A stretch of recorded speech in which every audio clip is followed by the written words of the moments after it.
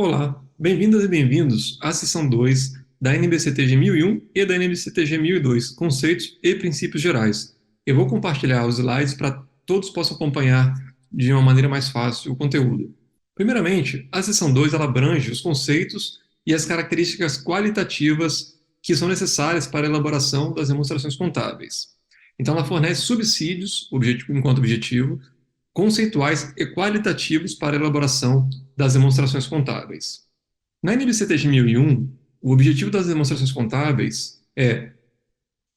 Na NBCTG 1001, o objetivo das demonstrações contábeis para pequenas empresas é apresentar informações sobre a posição patrimonial e financeira, no caso, balanço patrimonial, o desempenho, demonstração do resultado, e os fluxos de caixas da entidade, bem como informações qualitativas em notas explicativas e relatórios adicionais que sejam úteis para tomar a decisão dos seus usuários.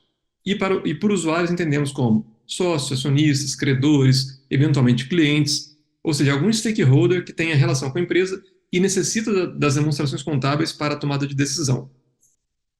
A qualidade das demonstrações contábeis reflete a diligência da administração da entidade e do profissional contábil envolvidos no processo de elaboração dessas demonstrações, e a responsabilidade da administração pelos recursos confiados a ela. Então é importante notar que a administração da entidade, seus sócios, gestores, executivos, os donos, junto com o profissional contábil ou o escritório de contabilidade, são corresponsáveis por essa qualidade e pela elaboração das demonstrações contábeis. Na NBCTG 1002, o objetivo das demonstrações contábeis é apresentar informações sobre a posição financeira, no caso, balanço patrimonial, e o desempenho, no caso, demonstração do resultado das microentidades. Quais são essas características qualitativas que a NBCTG 1001 traz para o profissional da contabilidade e para o leitor, para o usuário externo que vai utilizar a demonstração contábil para tomar decisão? Primeiramente, compreensibilidade. Isso aí parte do princípio que o usuário tem conhecimento de contabilidade, negócios, de economia, de finanças, para ler as demonstrações e tomar decisões com base nelas. E bem como ele tem que dedicar tempo para interpretar, ler e estudar as demonstrações contábeis. Por outro lado, a entidade ou o profissional da contabilidade não pode justificar ou omitir alguma divulgação de algum evento ou alguma transação seja complexa, justificando que o usuário da informação contábil não compreenderia aquela transação, aquela informação divulgada. Então, um evento complexo não necessariamente sugere a sua omissão ou a sua não divulgação explícita. Deve ser divulgado com certeza. A relevância, né, ou materialidade, ela afeta diretamente a tomada de decisão dos usuários. Uma informação relevante ou material é aquela capaz de influenciar a tomada de decisão dos seus usuários. O julgamento do montante percentual, né, e da importância para a definição da materialidade é de responsabilidade da gestão da entidade, mas esta precisa obrigatoriamente levar em consideração as necessidades dos seus usuários. Por isso que a empresa tem que estar muito próxima dos seus usuários para ter essa comunicação aberta e transparente. Confiabilidade tem a ver com o uso geral da informação contábil, que está livre de desvio substancial e viés das escolhas de quem prepara as demonstrações contábeis, e representa adequadamente aquilo que tem a pretensão de representar ou seria razoável de se esperar que representasse.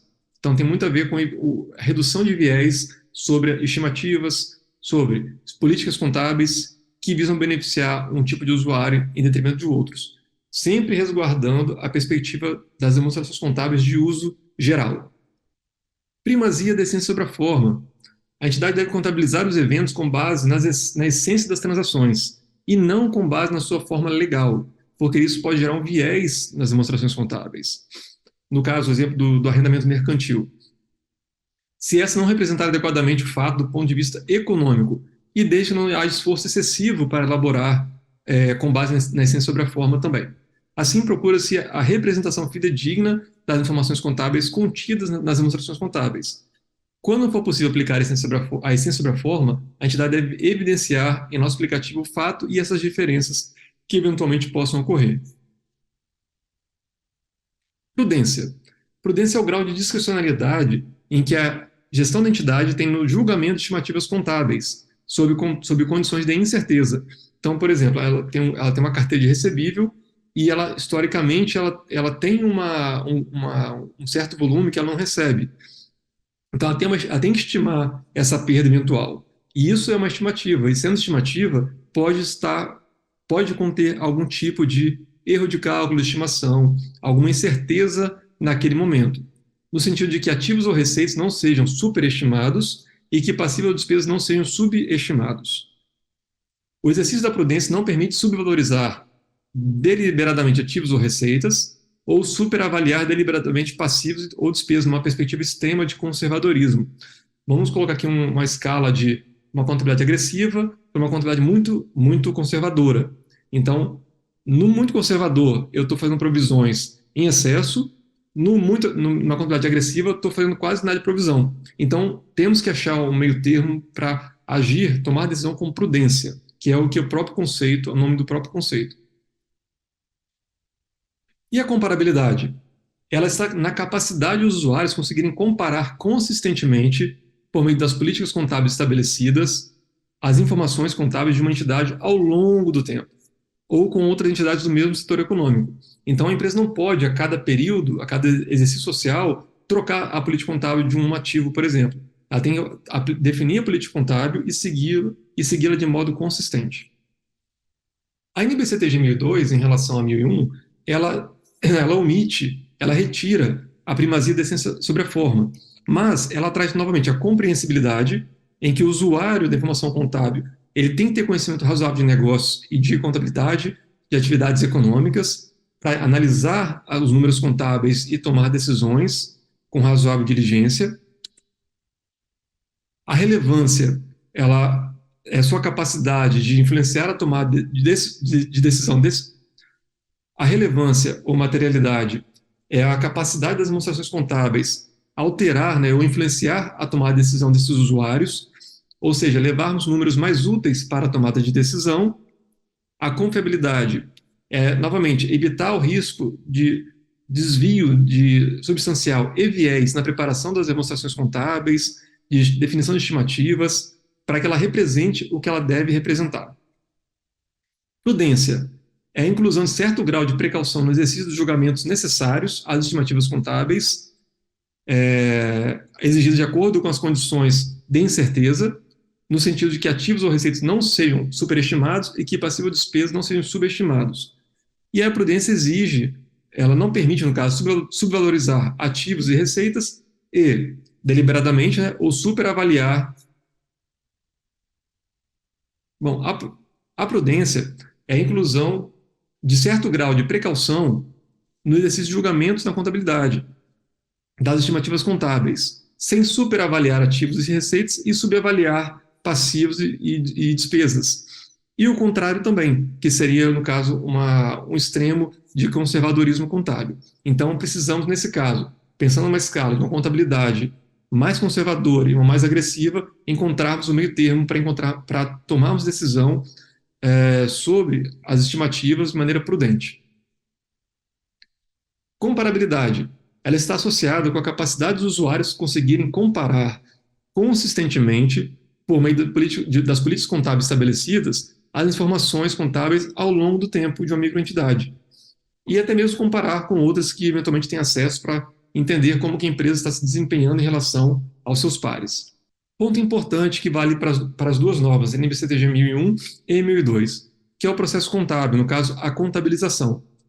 Todas as duas normas, todas as sessões passam por essas três etapas. Não necessariamente nessa ordem, não necessariamente as três podem ocorrer, mas as três etapas precisam ser compreendidas, que é reconhecimento, que é o registro contábil.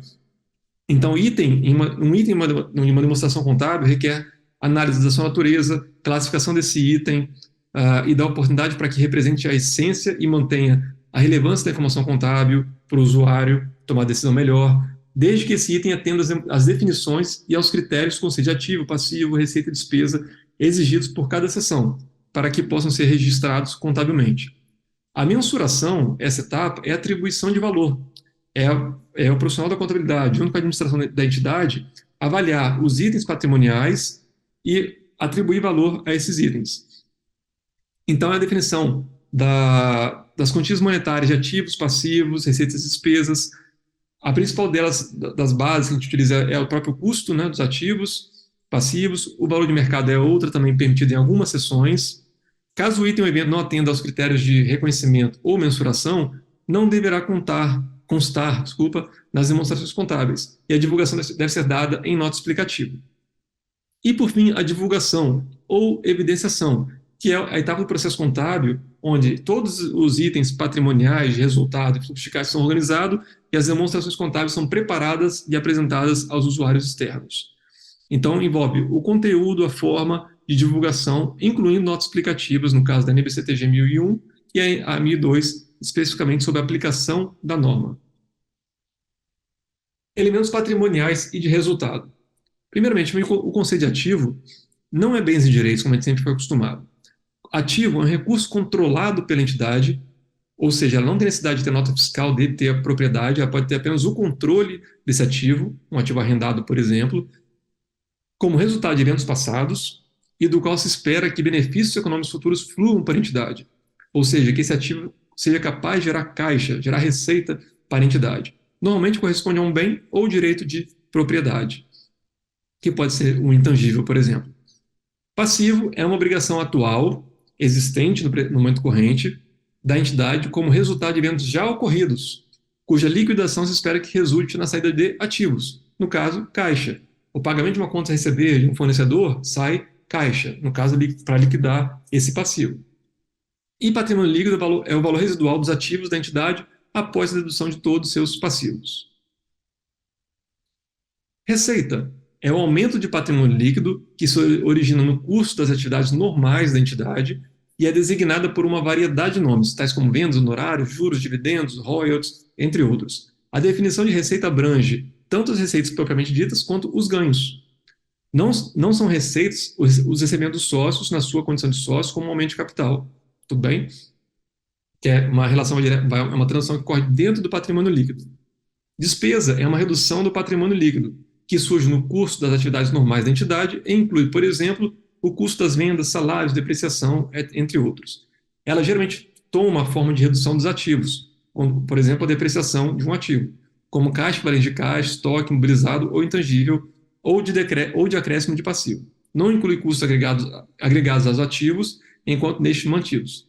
E não inclui pagamentos a sócios na sua condição de sócio, como distribuição de lucro ou devolução de capital, que é uma transação entre sócio e entidade via patrimônio líquido. E o resultado, no final do período, que é lucro ou prejuízo, é a diferença entre receitas e despesas.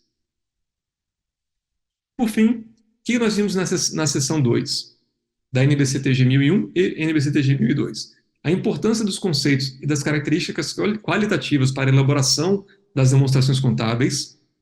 A compreensão do processo contábil é relevante para termos demonstrações contábeis de qualidade superior, sempre passando pelo processo de reconhecimento, mensuração e divulgação. As três não necessariamente precisam ocorrer, mas é importante compreender cada momento do processo contábil em cada sessão. A adequada aplicação dos conceitos apresentados nas novas normas para pequenas empresas e microentidades. É o cerne para a aplicação das demais seções dessas duas normas. Muito obrigado pela oportunidade e até a próxima.